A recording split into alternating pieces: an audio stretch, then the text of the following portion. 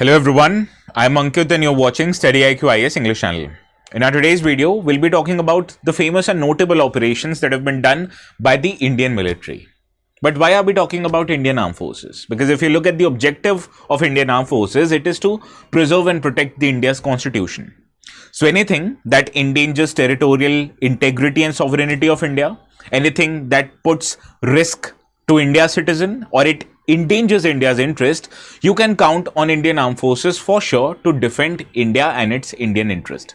So in that regard, we'll be starting our today's discussion by the most notable development right now with Indian Armed Forces, that is Operation Sindoor. Because Operation Sindoor, this operation was conducted last night only in the Pakistan and Pakistan-occupied Kashmir, and if you want to download the notes, these will be available on my Telegram channel ATS Live, which you'll have an option to search ATS Live in the top right hand corner of your app. Also, you can scan this QR code. This will take you directly to my Telegram. So coming back to our discussion on Operation Sindoor. So why are we discussing Operation Sindoor? This operation was conducted beyond enemy lines by Indian Armed Forces, particularly Indian Army and Indian Air Force, and this was initiated to destruct terrorist structures that are located in the province of Punjab in Pakistan and also the illegally occupied portion of Jammu and Kashmir known as Pakistani-occupied Kashmir. Now, why did India conducted this missile strike in Pakistan? This was in retaliation to the terrorist attack that happened in the city of Pahalgam, which killed 26 civilians, 25 of which were Indian citizens, and they were killed in cold blood with their headshots in their head just because they belonged to one religion. And these pilgrims, they were mostly tourists that were visiting the Union territory of Jammu and Kashmir. Now, India's responded to this terrorist attack with a series of precise missile attacks on 9 terrorist camps that were located, and they were belonging to the organizations like Lashkar-e-Toiba, like Hizbul Mujahideen and the Jaish-e-Mohammed. Now, these terrorist camps, they not just trained terrorists, but they also provided safe harbor to the perpetrators who eventually crossed border illegally and created and destroyed the lives of Indian people and Indian citizens in India. So this was a retaliatory strike by Indian Armed Forces to deal with such perpetrators.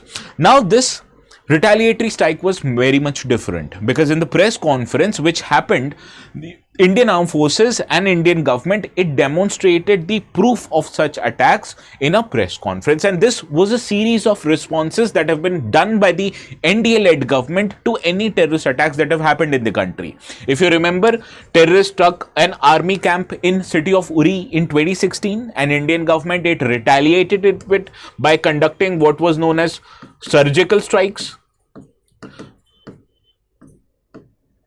Similarly, when a convoy of the CRPF, it was bombed by a Fedayeen bomber in 2019 in the city of Pulwama, then Government of India responded with a airstrike in the city of Balakot, which is located in the Khyber Pakhtunkhwa province in the Pakistan. So this is a series of attacks that have been, or retaliation that was done by Indian Armed Forces to respond to any terrorist attacks and terrorist related incidences that have happened in India. And Operation Sindoor, it follows this very particular pattern that Indian government now will not take no for an answer. It will not just sit down and not respond to any terrorism activities that is happening in India.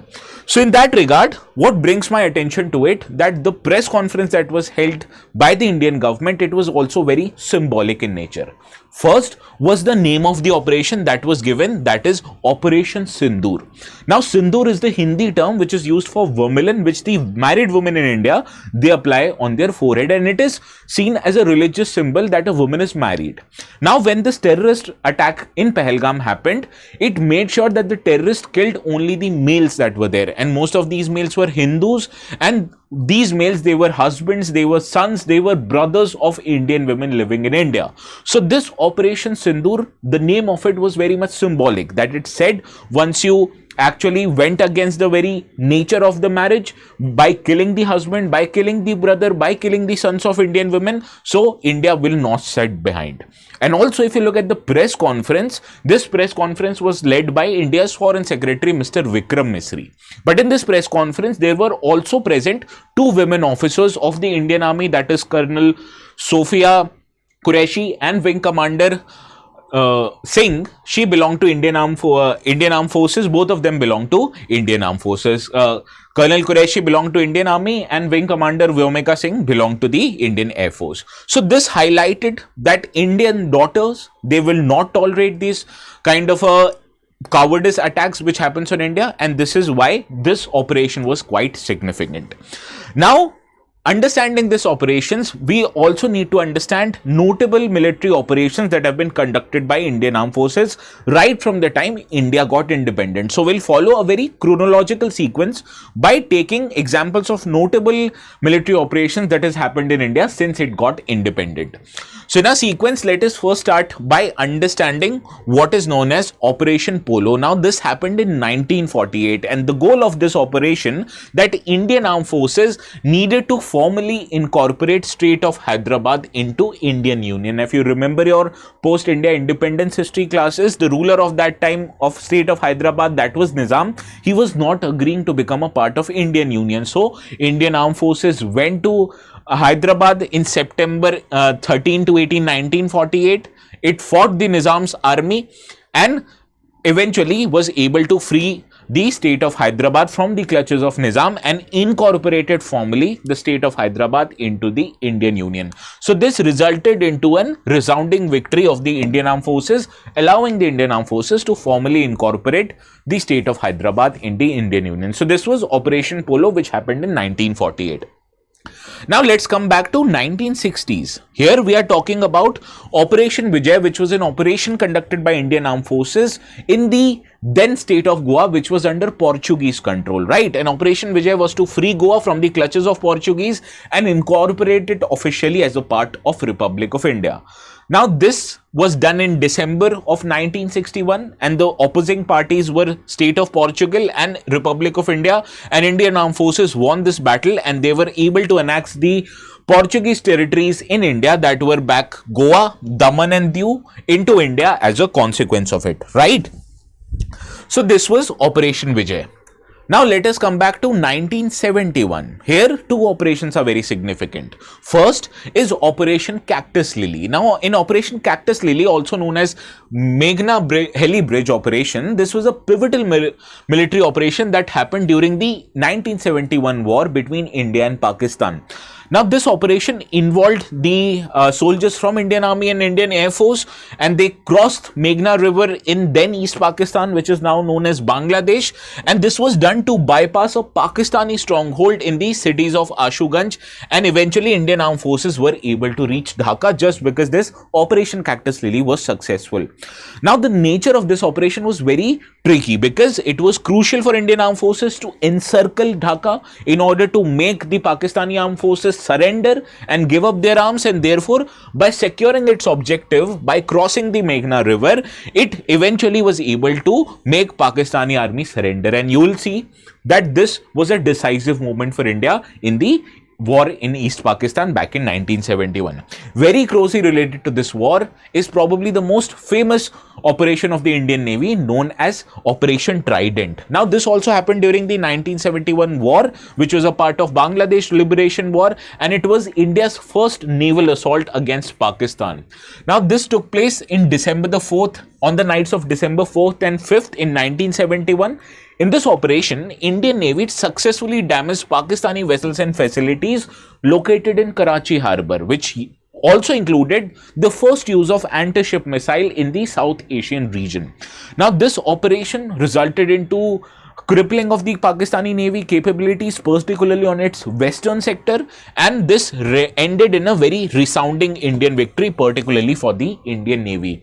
Now this Operation Trident, which happened on December 4th and 5th of 1971, it is commemorated even today. That is the Navy Day. It is celebrated to commemorate this very event on December the 4th, right? So therefore, Operation Trident is probably the most successful operation conducted by Indian Navy, which was done against Pakistan. Now let us come to the decade of 80s. This is a very eventful decade when it comes to Indian military operations. We'll start with understanding Operation Meghdoot, and as you can see, this happened in the beautiful region of Siachen. Now, Operation Meghdoot was an Indian military operation done obviously by Indian Army to capture and secure the Siachen Glacier. Now, this was actually a response to an intelligence that the Indian army got that Pakistani army was preparing to capture the Siachen height, because Pakistani army had placed a huge order of the gears and clothes that were required on such high altitude and snowy regions. So this intelligence was passed on to Indian army, and Indian army preempted this move of Pakistan by capturing and securing the heights of Siachen Glacier. And this operation conducted in the world's highest battlefield, which is Siachen, and it resulted into India gaining control of this glacier, which is a very strategically important area as far as the protection of union territories of Jammu and Kashmir and Ladakh is concerned. And now even India today has a long-standing presence of its army in this particular region. Now it will all be very clear from the map if you see it, because of the map you can see Siachen Glacier is located in this part, which strategically overlooks the union territory of Ladakh, and therefore having a presence here enables India to counter Pakistani presence in its area of Gilgit-Baltistan, and also somewhat allows it to counter Chinese presence in the glacier in the Siachen region. So this is the Siachen Glacier we were talking about today. Now let us move to another operation done by the Indian Army in 84, which was probably the most controversial operations of the Indian Army. This was done in the city of Amritsar in the Golden Temple, known as Operation Blue Star. Now this Operation Blue Star was ordered by then Prime Minister of India, Srimati Indira Gandhi, and it was a military operation conducted by Indian Army in June in 1984 to remove Sikh militants and terrorists, including Jarnail Singh Bhindranwale, from the premises of Golden Temple located in Amritsar. Now these separatists, these terrorists, they were actually taking refuge in a religious place, that is Golden Temple, thinking that the Indian army won't take any action against them. And these separatists, they were responsible for killing key police and defense personnel just to make their issues heard. Now the aim of this mission by the Indian army was to quell the growing Sikh separatist movement that was demanding the separate state of Sikh for Khalistan. Now this operation turned out to be a major turning point in the history of Punjabi insurgency, and it was met also with widespread criticism and outrage, particularly from the members of Sikh community, because in this operation, where army even sent a tank inside the premises of the Golden Temple, in this resultant, it also led to destruction of the infrastructure of the temple, which automatically would hurt the members of Sikh community. So they were criticizing this mission not for the killing of terrorists but for destruction of the property of Golden Temple, right? So after this property, government ensured that they will allow for reconstruction of the Golden Temple, which is probably the most important heritage site for the people belonging to Sikh religion. Understood? Now also in the 80s, another criticized mission was the operation of Indian Armed Forces conducted in the country of Sri Lanka. This was known as Operation Pawan of 1987, and this happened at the time when Indira Gandhi's son, Mr. Rajiv Gandhi, was the Prime Minister of India. Now a delegation of Indian Armed Forces was sent, and they were called as Indian Peacekeeping Force, and they were carried out the operation to stop the LTTE disturbance, which was a separatist Tamil Elam organization in the country of Sri Lanka. Now this operation, it happened in the months of October 1987, but although in terms of strategic deployment and the objectives, this mission was successful, but it also led to a certain criticisms. Why? Because Indian Army, which was then called as Indian Peacekeeping Force in Sri Lanka, it was sent with certain less lethal arms and ammunitions, which did not enable the Indian Army to deal with the combatants quite effectively, and it also resulted into huge amount of losses for the Indian Army. So in terms of operation, it was a win, but in terms of losses, it was quite significant for the Indian Army, right? Now, coming back also to 1980s, this mission, which happened in the country of Maldives, it was called as Operation Cactus of 1988. Here, Indian Armed Forces, they began this mission, and the goal of the Indian Armed Forces under Operation Cactus was to ensure safeguarding and defending the then Maldivian President M.A. Gayoon, who was in danger of his life from mercenaries following an attempted coup by a Tamil organization known as PLOTE, which was an organization from Sri Lanka. Now, Indian Army and Air Forces, with active support from the Indian Navy, it responded to the request passed on to it by Maldivian government for providing help and successfully restoring the stability and peace in the island nation of Maldives. Now, it also enabled the Indian army to prevent the coup which was to be taken place against the then president of Maldives. So this was Operation Cactus of 1998. Now let us come back to 1990s. In 1999, here we are talking about Operation Vijay. Now this Operation Vijay was a military operation conducted by Indian Army to reclaim areas occupied by Pakistani forces during the Kargil war. And this operation was successful as it was able to force Pakistani troops to withdraw from these heights and recapturing the critical positions, leading to India's victory. Now this is also known as a limited war in Kargil because this war only happened in the region in and around Kargil. Now this was the operation of Indian Army. To support this operation of Indian Army, Indian Armed Force started Operation Safed Sagar, which was to undertake precise delivery of payloads, that is missiles and bombs, to the holding positions of the Pakistani army in the region of Kargil. And also Indian Navy did a build-up in the Pacific Ocean, sorry, not in the Pacific Ocean, in the Arabic Ocean, and this was called as the Operation Talwar. Now this build-up by the Indian Navy in the Arabian Ocean was done in order to prevent Pakistani Navy to conduct any operation in the regions of Gujarat, Maharashtra in order to protect its interests, right? So these Operation Safed Sagar, Operation Talwar by the Air Force and Navy respectively was done to support Indian Army in the objectives of Operation Vijay, right? So because of Operation Vijay, India was able to secure victory in Kargil by removing and sending the Pakistani military back to its own country. Now, another build-up that happened in the starting of the new millennium, that is 2000s, that was Operation Parakram of 2001. Now, if you remember, before Operation Parakram, there was this very significant terrorist attack that happened in India on the Indian Parliament. Now, as terrorists attacked Indian Parliament, Indian government decided to respond in kind back to the Pakistani government, and it ordered a mobilization of the Indian army. Now, this Operation Parakram was actually the mobilization of Indian army and allowing them to send to borders with India and Pakistan. But this also was a very big red flag for the Indian army, because Indian army, after it was ordered for mobilization, it took a significant amount of time to completely mobilize the troop and make them war ready. So this was a very big red flag which allowed the Indian government to then redraw its strategies on how to deal with the Pakistani related terror. And this also led to the new start known as Cold Start Doctrine, which was a very quick mobilization attempt or strategy by the Indian army based on the learnings from Operation Parakram. Now, Operation Parakram also had the distinction that it is the biggest military drill that has ever happened in the Asian nation, right? And this resulted into deployment of thousands and lakhs of soldiers on the border of India and Pakistan.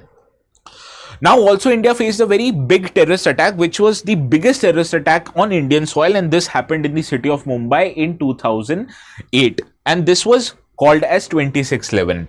Now, in 2611, when terrorists, they actually entered three notable locations in the city of Mumbai, that is Chabad House, Taj Hotel, and the Trident Hotel. The terrorists, they actually kept several amount of hostages. So in order to rescue these hostages and also to kill those terrorists, Indian Armed Forces, they conducted an operation known as Operation Black Tornado. Now, in these operations, the first responders of the terrorist related activity were the Mumbai police and the Navy commandos, but eventually this operation was started by the NSG commandos during the 2611 attacks in Mumbai in 2008. Now, the mission was to kill the terrorists and also rescue the hostages, and because of this operation, all 9 terrorists that were there in Chabad House, that were there in Taj Hotel and Trident Hotel, they were killed, and the body responsible for this mission was NSG's 52 and 51st and 52nd Special Action Group, that was given credit for the success of this mission. So these are the notable missions that have been done by the Indian Army,